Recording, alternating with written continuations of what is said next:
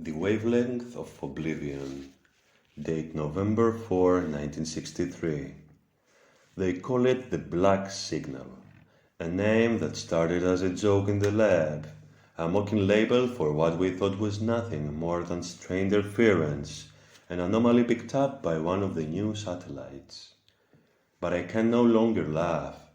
I write this now because I don't think I'll have much time left. This isn't a signal. It's not a message from some distant star or far-flung intelligence. It is something far worse. We first noticed the signal weeks ago, just a faint rhythmic pulse in the background of our regular data collection. At first it was easy to dismiss as cosmic noise, but the pulse was too regular, too deliberate. The others in the lab theorized it might be a broadcast from some distant civilization or a natural phenomenon we didn't yet understand. But the deeper we dug into its structure, the more it resisted classification. That's when Davidson started losing sleep. He spent more time studying the waveforms than any of us. Davidson was always the quiet one, the researcher who kept to himself, rarely laughing or joking, always focused. As the signal grew stronger, so did his obsession. His eyes, once bright and curious, turned haunted, bloodshot from sleepless nights.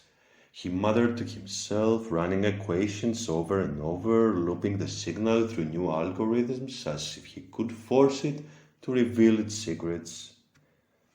I didn't notice the change in him at first. None of us did. At some point, the signal became a hum, not through the speakers or our equipment, but in the back of my mind. A constant low vibration that followed me, waking or sleeping. When I asked the others if they heard it, they all shook their heads, looking at me like I was insane. But I know I'm not. At least, I wasn't then. And the dreams, God, the dreams.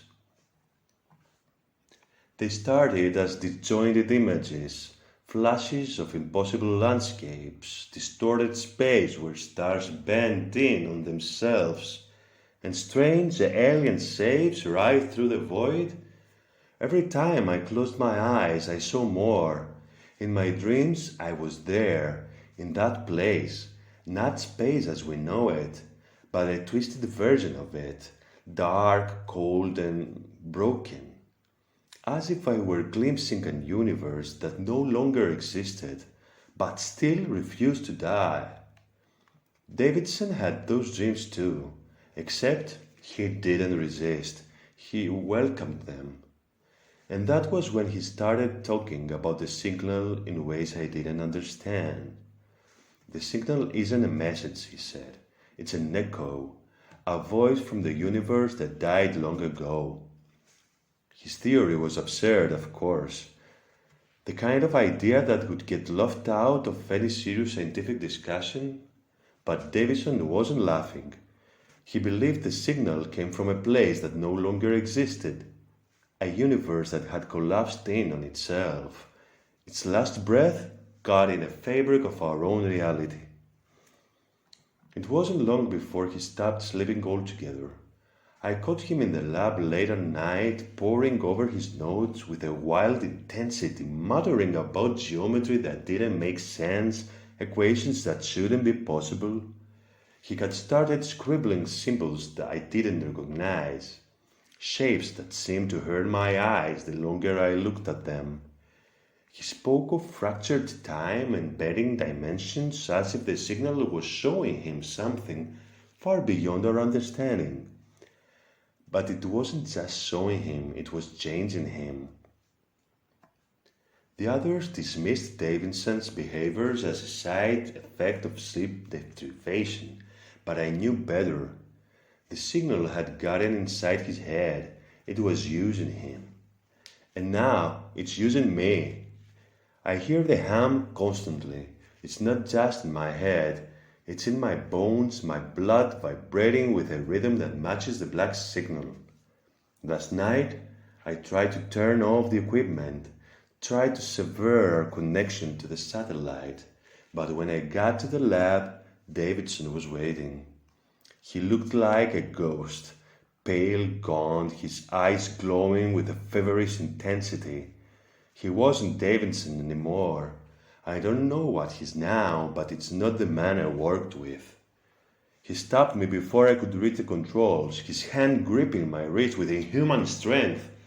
"You can't stop it," he whispered, his breath hot against my ears. "It's already here."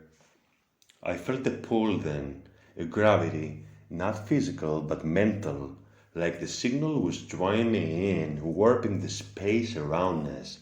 I yanked my arm free and stumbled backward, but Davison didn't follow. He just smiled. "You still don't understand, do you?" he said. "This is not a signal, it's alive. A fragment of that dead universe reaching out, looking for a way back. And we've opened the door." He wasn't mad. I realized then that Davison had joined the signal, become a part of whatever it was. He had given himself over to it, and now he was helping it enter our world. I ran. I ran like hell. But it didn't stop. The hum grew louder, the dreams more vivid. In the visions I saw it. They think from beyond, a shape with no form, no edges, just endless writhing darkness. It was coming closer, pushing through the cracks we had made. The signal was a gateway, and Davison was right. It wasn't a message, it was an infection, and now it's spreading. I don't know how much longer I can hold out.